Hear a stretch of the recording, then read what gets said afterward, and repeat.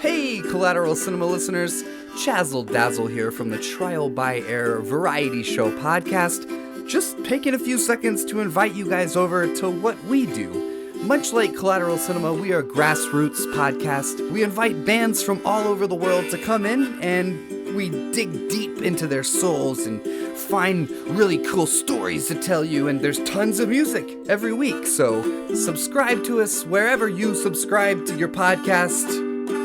We look forward to having you. Let me tell you something, brother. Collateral Cinema Director's Cut is coming straight at you with an exclusive WrestleMania-themed episode, so stick around, brother. The show starts right now.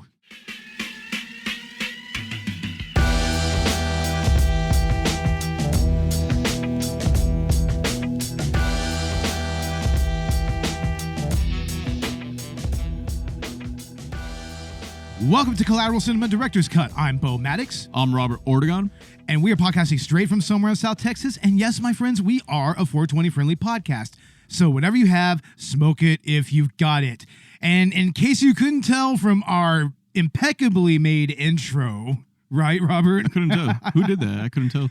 Oh, I wonder who did that. Who did that? This podcast, this episode, is all about wrestling because WrestleMania 37 just happened. It just finished up its second night as we are speaking. Roman Reigns retained the title, and Bianca Belair won her main event, and she's the SmackDown Women's Champion now. Good for her. Yeah, good for her. Like, congratulations to both of them. Robert, I mean, what did you think about this card for WrestleMania this year? You know, I wasn't expecting it too much because of the build-up going into WrestleMania before the pay-per-views, really, you know? Yeah. You know, a lot of them weren't really grudge matches. Most of them really didn't make sense. I don't know. Yeah, I mean, most of them were title matches, and it seems like a lot of titles really changed hands this time. I guess, you know, the current title holders were just holding on to them too long, you know? Yeah.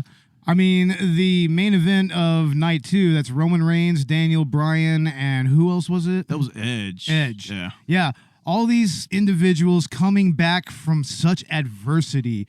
You know, Roman Reigns with his leukemia diagnosis. Yeah, Daniel Bryan and Edge having to retire after injuries. I mean, to have all three of these men in a three-way main event, I mean, that was monumental. But, I mean, not as historical as Bianca Belair winning against Sasha Banks. Like, what are your thoughts on that match? Oh, I really didn't get to see any of it, you know? Yeah, but did you see some of the build-up to it? Yeah, I saw a lot of the build-ups and a lot of the pay-per-views and before leading up to WrestleMania. And mostly just because I don't get Raw. I mean, I'm watching SmackDown, you know. Oh, yeah, that's right. You don't get the other channel. Yeah. But, I mean, I remember you saying something about Belair being the superior athlete. I mean, I could kind of see that. Sasha Banks, she's a great show person, or however you want to say. She is electrifying, really. And, you know, I mean, with the absence of, like, Becky Lynch or Ronda Rousey, I mean, she's really stepped up and kind of filled that role. And, I mean, I've been kind of following her reign on Instagram more than anything.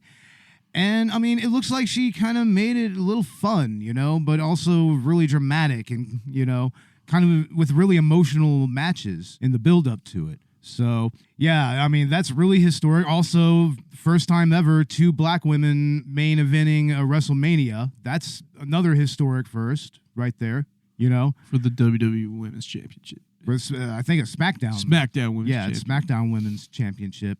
And, I mean, yeah, the Roman Reigns victory, I mean, good for him. I'm glad that he started to get the push that he needed. You know, I mean, early on, there was a lot of people who were sketchy about him, but now he's kind of gotten his flow, more or less. Yeah, he had to fork over the Universal title because of leukemia. Yeah, exactly. He had to fork that over. I mean, that was a very, very, like, sad moment. I think it was a triple threat pay-per-view, too, where he had to fork it over, you know? Yeah, that's so sad. Relinquish the title, and then they have a tournament for it, you know? Yeah. But, I mean, there were a bunch of other matches that I'm somewhat familiar with. There was a Cesaro versus Seth Rollins. I think Cesaro won against Rollins. Yeah, he was carrying that torch with him all the way to WrestleMania. Yeah, definitely. And I mean, I think that there was a tag team title that changed hands. I think it was a New Day, right? Yeah, with AJ Styles too. Yeah, no, it was AJ Styles and who was the other guy? I forgot, man. I forgot. But yeah, AJ Styles and his partner, they defeated the New Day for the title, I believe. It doesn't matter. It was just all AJ Styles. It's all AJ Styles. I mean, yeah, AJ Styles, I mean, what can be said about him? If you haven't seen his work, then you're missing everything. Yeah, I mean, yeah, we're actually really huge fans of AJ Styles here. Like, I mean, he has a pretty storied career already, going all the way back to like TNA, New Japan, freaking like Indies, WWE. No, was it WCW Junior Cruiserweight? Oh yeah, that was before those went off. Yeah, that was like years ago. Damn. Yeah.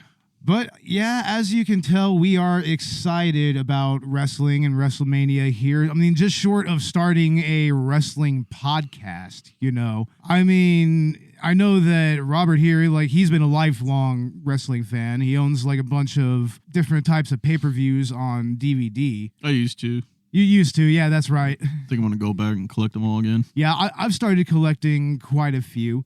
I've got like the bloodiest matches of ECW, which is a great nostalgia trip. I mean, I highly recommend buying it if you can track it down. It's brutal, it's bloody, it's everything that was great about ECW, you know. It's a great tribute. I think I only have 2 TNA pay-per-views now. Yeah, I have them right here. It's Hard Justice 07 and Turning Point. There we go. Yeah, I think that was Samoa Joe versus Kurt Angle in one of those matches, I believe. Yeah. And didn't it have like a early Bobby Lashley in one of them? Like early on? He would just go back and forth from WWE to TNA. As a lot of wrestlers are wont to do. Yeah. Yeah. But we also love watching movies, both about wrestling and starring wrestling stars. And so that's how we're tying this into, you know, the Collateral cinema thing. But this time around, we decided to dig up a documentary. I believe it's from the late 90s. It's the documentary Beyond the Mat. And then that's where we're going to start our review. This movie is very much a snapshot of everything that wrestling was up to that point. In the 80s. In the 80s, in the 90s mainly. This 70s, is a 90s. Yeah, this is a snapshot of late 90s wrestling. I mean, it shows a lot of key events happening here. Like, for instance, 90s ECW. 90s ECW of the very first pay-per-view that they did, right? Yeah. Just bringing ECW from the ground up. Paul Heyman. Paul Heyman, sorry. Yeah, they introduced Terry Funk in this movie, who, I mean, the Funker is the living legend, you know. His name speaks for itself, you know. Yeah, it speaks for himself. I mean, he pretty much elevated hardcore wrestling to a higher art form in a way. I mean, he has given his body to this business, much like another subject of this movie, Mick Foley, who we'll talk about here in a little bit. But Terry Funk's, I guess you could say, his arc here in the narrative of the documentary, it's very well juxtaposed versus the other wrestlers, you know, like Jake the Snake. They feature Mick Foley. They also feature, you know, Paul Heyman in the ECW promotion and the McMahons and the WWE promotion and all of that. And, you know, some of the other stars, I think Coco Beware makes a brief appearance here. And Draws makes an appearance. This was well before he was even starting in the WWE and way before his unfortunate accident in the ring. Yeah. And apparently he could puke on command, which is quite a talent when you really think about it. Right, Robert? Regurgitate on command, yeah. I mean, where do you go with a character like that? I mean, what do you think Vince was actually thinking there? I would just, like, hold down other wrestlers and start puking on their faces. Ew, gross, dude. No fucking way. Make a whole gimmick out of it. Yeah. I mean, they didn't end up making it that gimmick. He was just Draws. And, I mean, I think that he was briefly with the Ministry of Darkness for a while.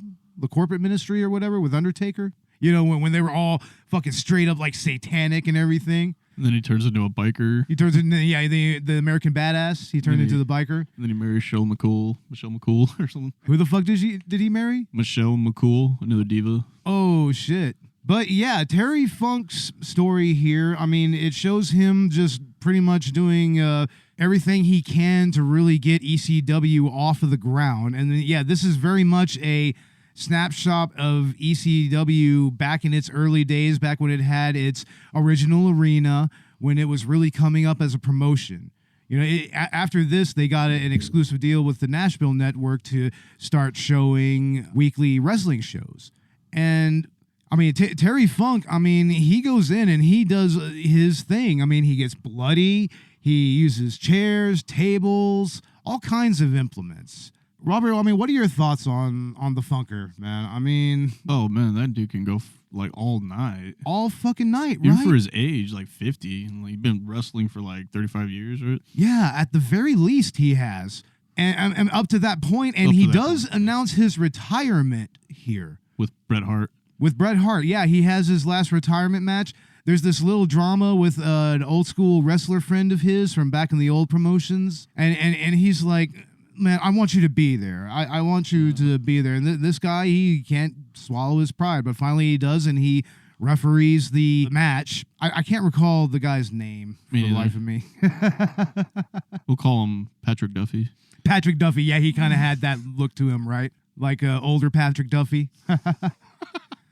But yeah, I mean, you get to see a little bit of this match between Terry Funk and Bret the Hitman Hart, and it's a very emotional moment. Now, of course, 3 months later, he's back on the road wrestling, which makes you wonder, I mean, was this a kayfabe thing? Was this... Probably just to sell tickets. I don't know. Just to sell tickets? I don't know. Not really sure. Yeah, right on. But the other wrestler that they feature here, who I think gets the best arc, is, of course, Mr. Mick Foley himself. Another legend. Yeah, he's basically Terry Funk's counterpart. Very much. Just maybe 20 years younger. Yeah. At that time. But they can at all times. Dude, they can both go all night.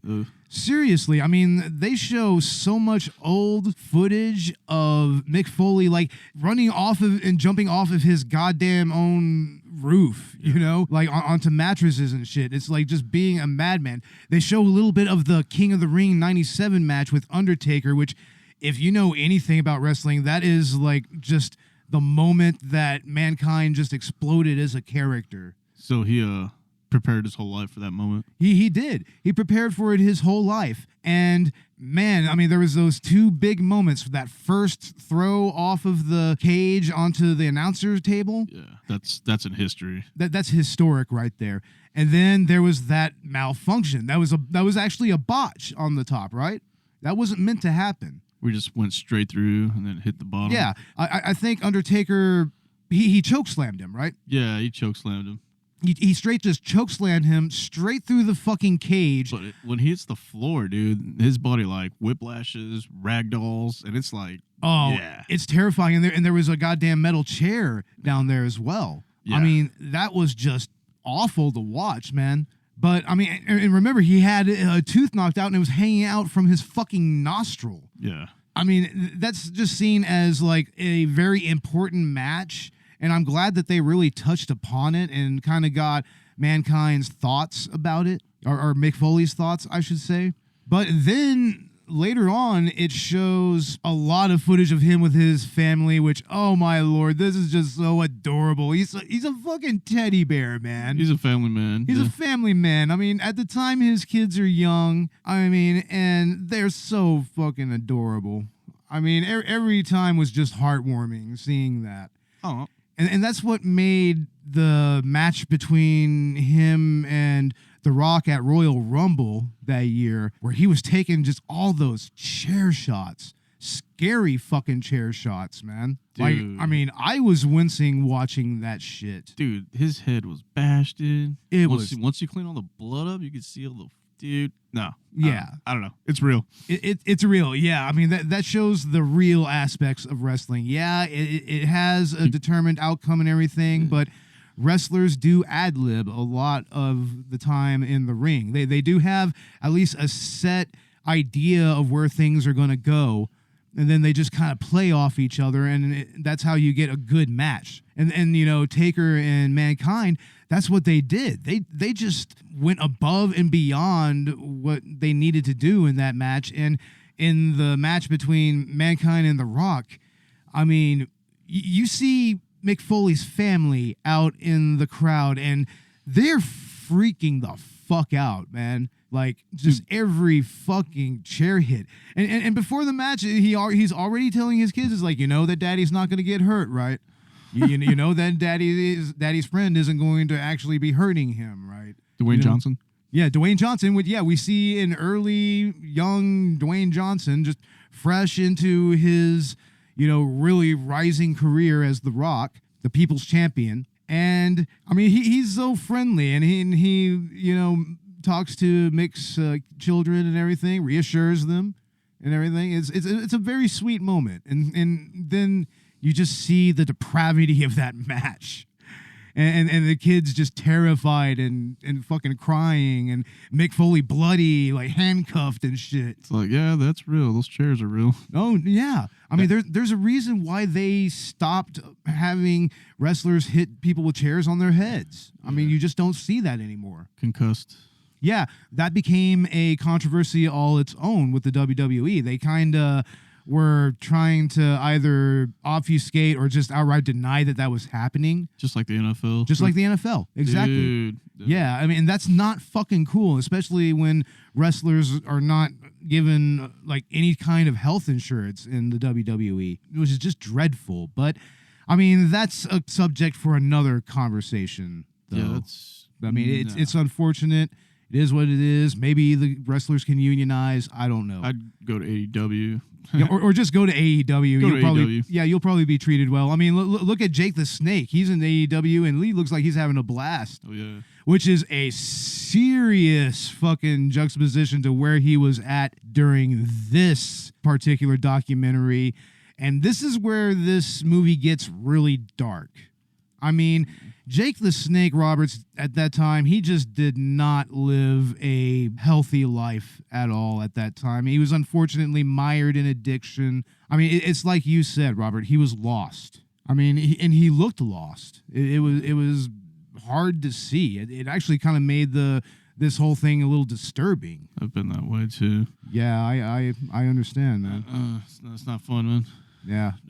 Nope. It's like, seriously, if you have any issues with addiction, please get help. I mean, like, I'm sure that our friends at Victims and Villains might have some resources. I don't know. But anyway, Jake the Snake really opens up about everything that has been happening in his life up to that point to the director of this movie. And I mean, it's like, damn, man, it's just so sad. And then he meets up with his estranged daughter, and they have a serious discussion, like very serious. It's heartbreaking. I think after that, he ends up going and smoking crack. Yeah, dude, it's almost like a HBO story or something. Yeah, it's rough, man.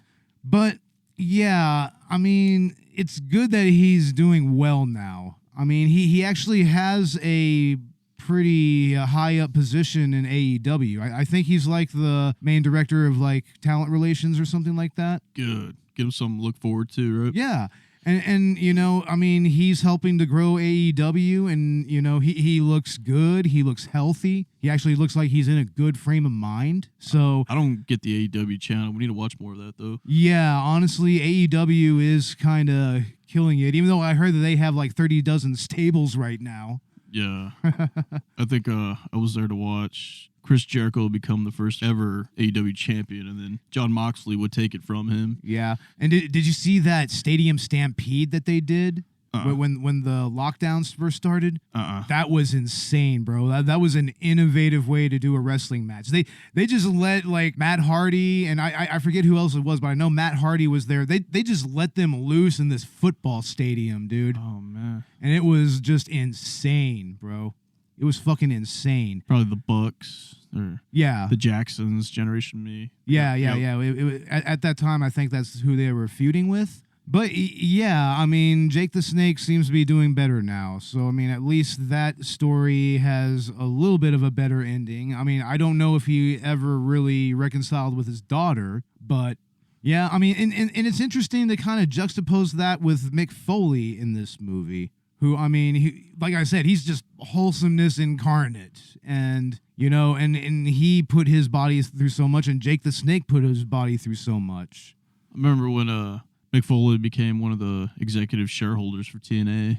Yeah, I remember that too. In one of these pay-per-views, they're doing like an invasion angle, I think, with like the new talent of like the main roster talent of TNA versus like a lot of the old legacy guys like Sting, Scott Steiner, Kevin Nash, fucking Booker T. Exactly. Yeah, I mean, who was it that insulted Mick Foley to his face? That was Alex Shelby. Alex Shelby.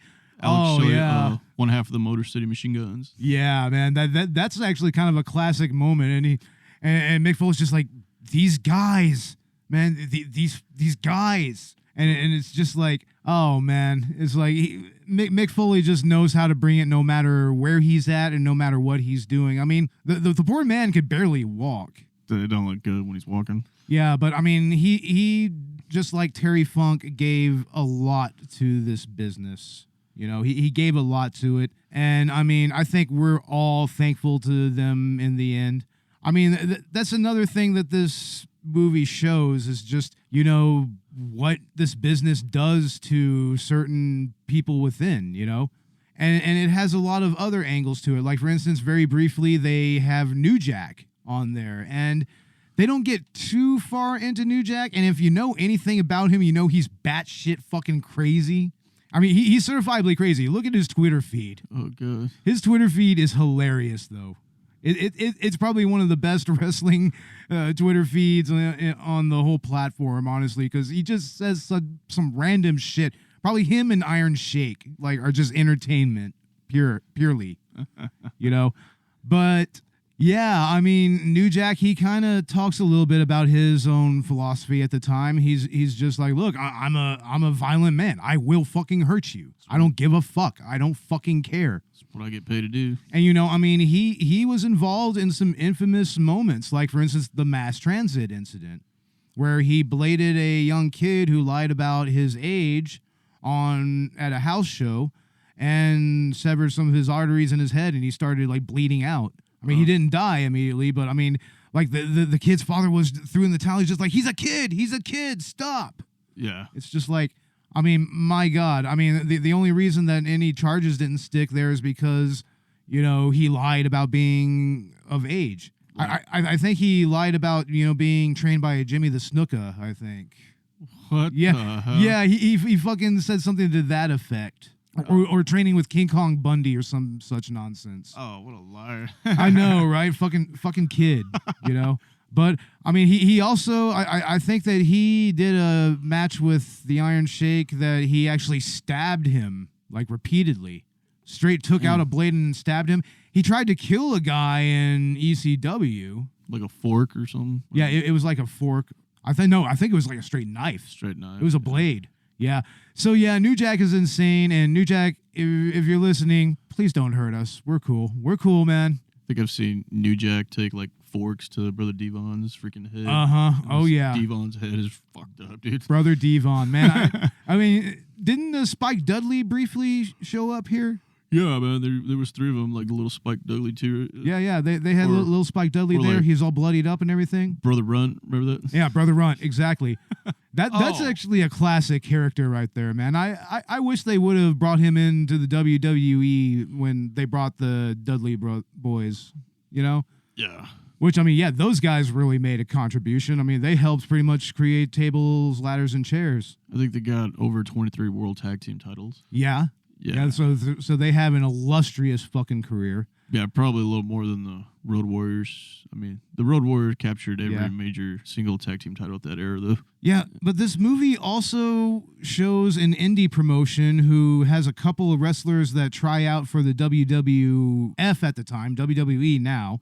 Yeah, this is before the lawsuit. And they don't get any callbacks from the company, but, I mean, hey, they're forever immortalized in this movie. I mean, featured with, the likes of Funker and Foley and Jake the Snake and who else briefly shows up here? Like I said, Coco Beware out of nowhere. It's pretty much like lost talent everybody forgot from like the Legends of WrestleMania era. Yeah, but anyway, I don't know. I guess that we can go ahead and give a little bit of a rating for this movie. I really liked it. It was very nostalgic. It was, like I said, it was a snapshot of a certain time and place in wrestling history that you just kind of had to be there for. Yeah, and we were there. We were there. Yeah, I remember the Raw versus Nitro Wars. I remember when SmackDown first became a thing, you know. But, yeah, I mean, I'm going to give this a 4.5 out of 5. It's actually really captivating. It tells some interesting stories about some great people from this business and even some troubled people from this business. And, you know, it really doesn't sugarcoat anything here. I mean, it actually shows what the backstage is like at a big promotion and a promotion like ECW, or even smaller promotions. I mean, it kind of just shows that side of the business. And it's a really interesting deep dive into this world, and I would really like a follow-up. I think that Beyond the Mat 2, like 20-some or 30-some years later, and, you know, we're taking a look at wrestling as it is now, how it's evolved. Because, I mean, it was a different entity back then, you know? Attitude era. Yeah, that was Attitude era. I mean, you were just starting to get some of the New Japan styles into wrestling at that point. Mexico. Was just in Mexico. It was like, I mean, WCW kind of fostered it with their cruiserweight division, but it was just then starting to kind of infiltrate the Western markets and promotions and everything. So, I mean, yeah, this movie really captures all of that. So, yeah, I highly recommend it. How about you, Robert? What are your thoughts and what's your rating on this? I give it a 5 out of 5. Yeah, I think that's fair enough. I mean, I've only seen it. This is my second time seeing it, but, you know, the Jake the Snake Roberts story and the Terry Funk story are a lot similar to the Mickey Rourke's character in The Wrestler. Basically, Mickey Rourke's character plays them. He played, yeah. Yeah, it kind of feels like his character was kind of a combination of Terry Funk and Jake the Snake. Yeah, exactly. Like, you know, I mean, two very different career paths, but, you know, very important career paths. Yeah. In the annals of wrestling. Kind of like there from the start of it all, right? Yeah, going all the way back to the early promotion days, you know, of all the different territories and whatnot. There you go.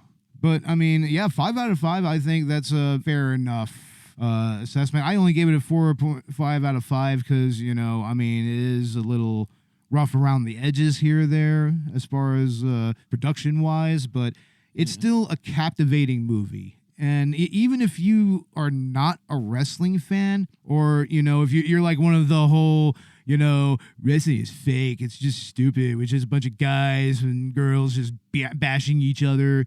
It's like, no, it's so much more. There's a narrative function to it. There's an artistic flourish to it. Yeah. And especially now, right? Now more than ever, I think, right?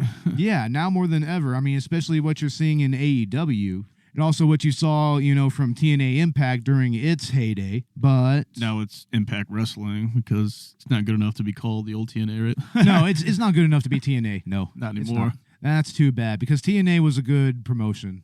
It really was. Yeah, but one final thing, Robert, what's some of your favorite performances of wrestlers in movies? Like that you can think of off the top of your head. Like what really stands out? Probably 12 rounds with John Cena. 12 rounds with John Cena? Yeah. And when he did the Marine.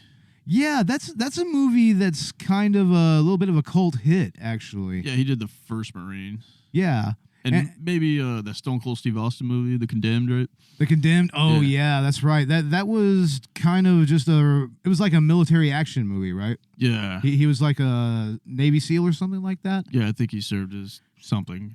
Spec Ops or something. Well, I can think just off the top of my head, quite possibly one of the most quotable wrestlers in movies was Jesse the Body Ventura in Predator. I mean, straight up, it's like, I don't got time to bleed. It's like, oh man, it's like that movie, it almost feels like it could have been a WWE movie back in the day, right? You know like, what? You know what? Probably. Yeah, it kind of felt like it. And I mean, he is actually really awesome in that fucking movie. He's not bad of an actor, man. I like his conspiracy theories too. Yeah, he went a little off of the deep end there. They're entertaining. They're amusing. That's what they are. Yeah, but I mean, you could tell that he is a good guy. Yeah, he's a great dude. Yeah, he is. It's like, I mean, he served his country. I mean, he did his time in the service, and he came back and he built a fucking career for himself, and he became a politician. I mean, that's a hell of a rise. I mean, and also as an actor. You can do it with a GI Bill, right? Yeah. If you can. And of course, I mean, with wrestlers in movies, you can't go too far without mentioning Dwayne "The Rock" Johnson. I mean, he has had some interesting roles in movies, you know. Like, he was in Southland Tales, which was the follow-up from the director of Donnie Darko, and makes absolutely no fucking sense whatsoever, and has the most random fucking cast ever. It's got Sherry O'Terry, Christopher Lambert, Dwayne "The Rock" Johnson, fucking Kevin Smith is in there randomly, Wallace Shawn. Yeah, it's a weird fucking movie, but to me, that's a Dwayne "The Rock" Johnson role that really stands out a lot. That rundown where he was carrying the boards. I don't know. Yeah. Oh no, that was Walking Tall, right? Walking Tall. Yeah. He was. That was the Buford Pusser story. The rundown was the one with Sean William Scott, right? Yeah, that's the one right there. And of course, he started doing all those movies with Kevin Hart. Yeah. Which, I mean, they have good chemistry together. I'm not gonna lie. I mean, and they are actually friends in real life. But I mean, let's also bring up, Hulk Hogan. I mean, he has done some interesting movies like Suburban Commando. Like, I was frozen today. It's like, that is just so classic. I don't care how bad it is. And I know that, Terry Bollea might be kind of a egotistical, racist dick. I'm sorry to say. I mean, given past... once again, Hulk Hogan, please don't hurt us. Yeah, don't sue us. Please don't hurt us. We're just stating facts, dude, Fact. brother.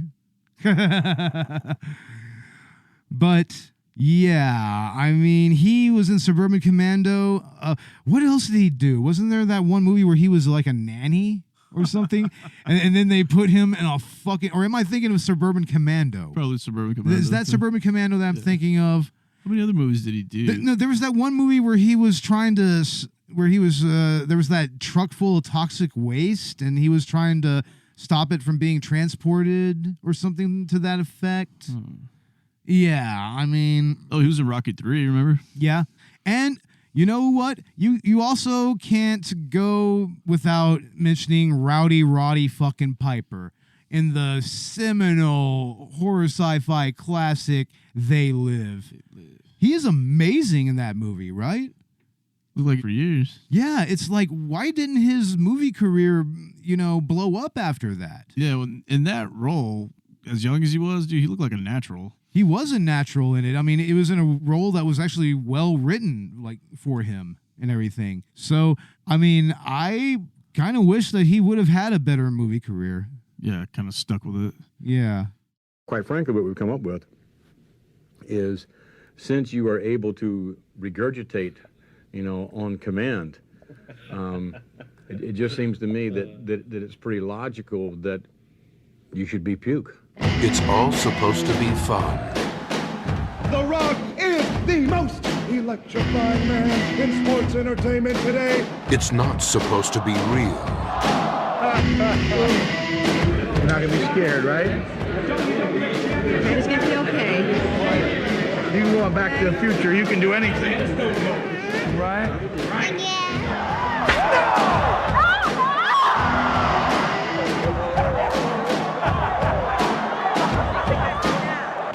But behind the scenes, it's a whole different story. I hope everyone feels like they got their money's worth out there. And for the first time ever, you'll know the real truth. He's gonna puke! He's gonna puke! He's gonna puke! It is showtime. The hard facts. worried about him as far as his health. You need a new knee now. She's gonna live here the rest of her life probably and have 7 kids and 7 husbands, and she'll always remember tonight, man. The family pain. You make it sound like you don't even want to live. There's times I know. There's a lot of times I know. The real danger. Shut up! I'm a very violent person, and I'll hurt you. So I get paid to do what I'm doing. It's like with any entertainer. Come face to face with the wrestling world the way it's never been seen before. What gave up Wall Street for? Wall Street wasn't fun. Wrestling is fun. It's still hard after all these years. I just don't want to hurt no more. This is the dance!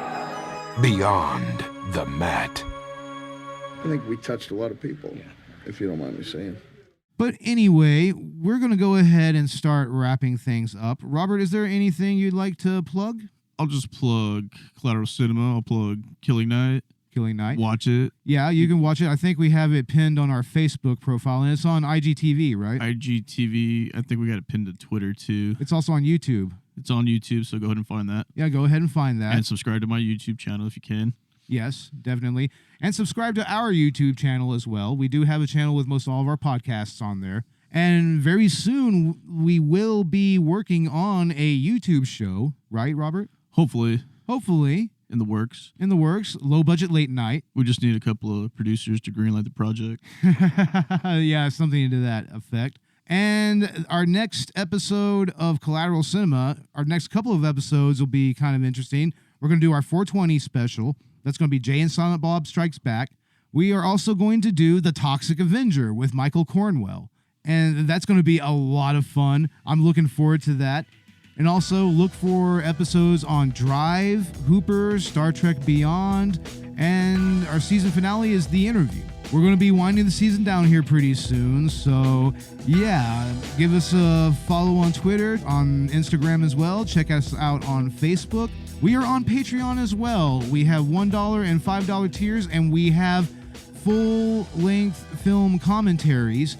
And every other Director's Cut episode, we're going to do a free commentary of a low-budget or public domain movie. I think we're going to be doing the Buttercream Gang next on that. So look for that from us, and look for more interesting content from the Director's Cut. I think that we might probably try to extend this beyond the initial Collateral Cinema season, so I don't know. We'll see what happens.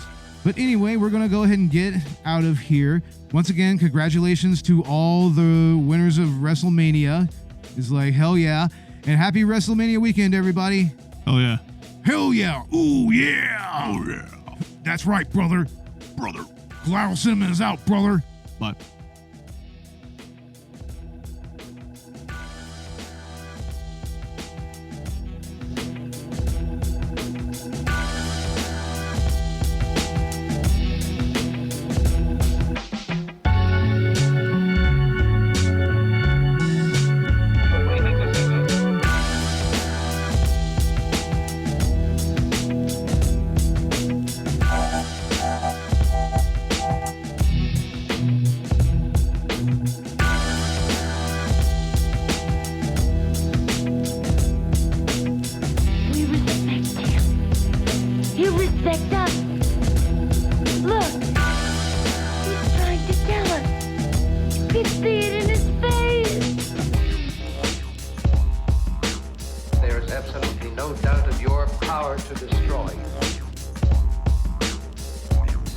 You're a very, very sick man. I saw it. There is absolutely no doubt.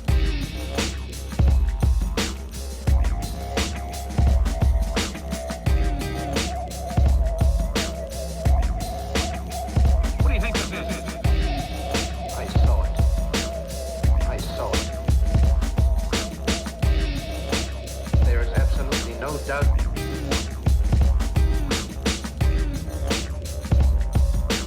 Are you ready to accept my domination?